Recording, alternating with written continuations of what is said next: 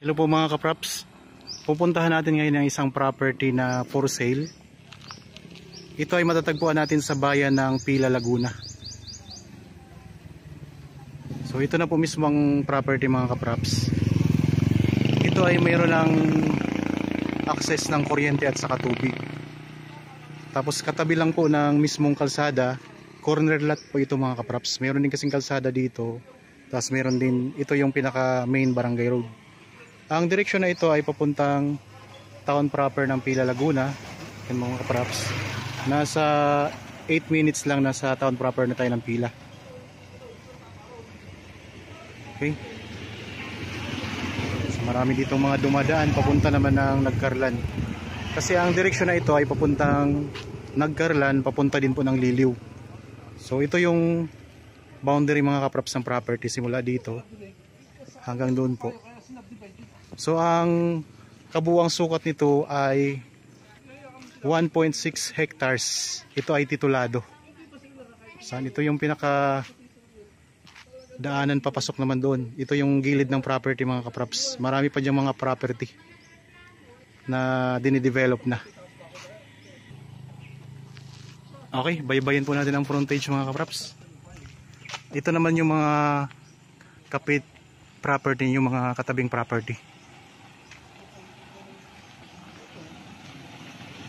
So, tingnan natin. Papasok tayo sa loob para makita natin ang mga tanim.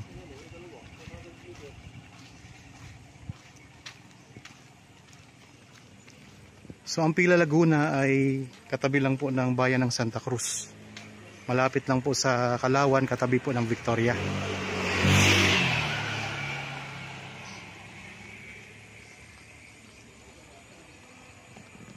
So, ang ganda ng property, tabing-tabi ng kalsada mga kapraps. Pasok po tayo. Yan, ito yung mga tanim. Maraming mga tanim na lansones. Ito ay titulado. Tapos ang presyo nito mga kapraps, makikita nyo sa description box at sa title nitong video.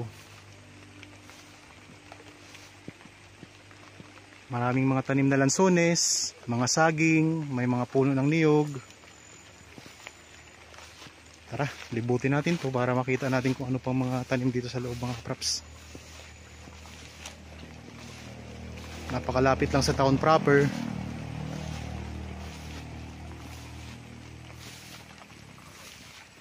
Patag na patag ang lupa. Dito medyo masukal pa mga kapraps. So konting tabas lang po dito. Tapos ayan ang mga lansones, kita tanaw naman natin dito. Yan mga lansones yan mga kapraps. So ito'y tinatabasan na, kaso lang kalahati pa lang po ang natapos. Dito sa part kasi na to, medyo masukal pa yan mga kapraps. Dito naman sa part na to, dito ang ano na, medyo hawa na. Kasi natabas-tabas na siya. So konting tabas lang kasi nito. Kitang-kita na yung ganda ng property.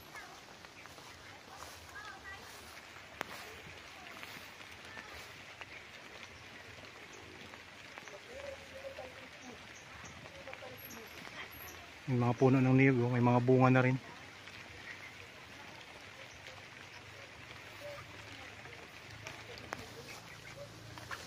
Dito.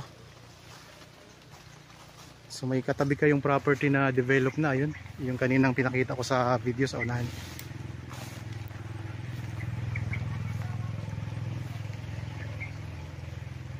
Kung sakaling interested kayo sa property na ito, pwede nyo kaming kontakin sa mga contact details na makikita nyo po sa inyong mga screen. Meron po tayong Viber, cellphone number, Facebook Messenger, at saka meron tayong WhatsApp para po kung gusto nyo magtanong at may iba pa kayong detalye na gustong malaman, kontakin nyo lang po kami. Meron ding puno ng kaimito mga kapraps. Ayun, yan puno ng kaimito yan mga kapraps. Dito tayo lulusot sa isang kalsada na nasa gilid ng property. Ito yung katabi nyo na property. Tawid kalsada lang yan. So ito yung gilid ng property mga kapraps.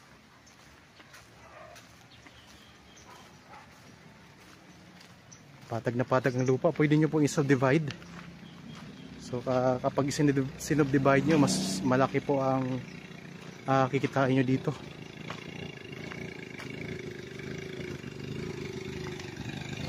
Meron ding puno ng santol.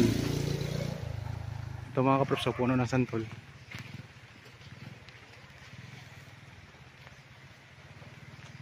Sa mga viewers po na naghahanap ng property dito sa bayan ng Pila, pwede nyo po itong tingnan. Accessible po ito sa lahat. Pasok na pasok inyong sasakyan.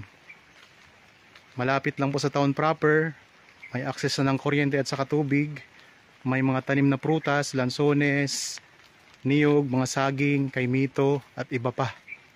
Corner lot mga kaprops, kaya napakaganda. So ang distansya nga po sa town proper nito ay nasa 8 minutes drive lang. Mismong nasa bayan na kayo ng Pila. Tapos malapit lang din po sa Nagcarlan at saka malapit lang din sa Liliw. Ganun din po sa San Pablo.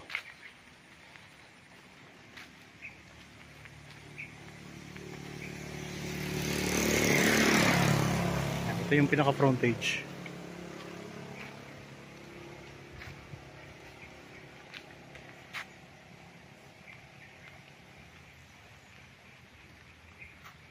Okay, sana nagustuhan nyo po ang property na in-offer ko sa inyo ngayon. Para po sa bago pa lang sa aking channel at napadaan lang po dito sa aking channel, huwag nyo pong kalimutang mag-subscribe at pindutin na rin po ang notification bell para maging updated kayo sa mga bagong property na i-offer namin. Maraming salamat po, lagi tayong mag-iingat at God bless po sa ating lahat mga kaprops.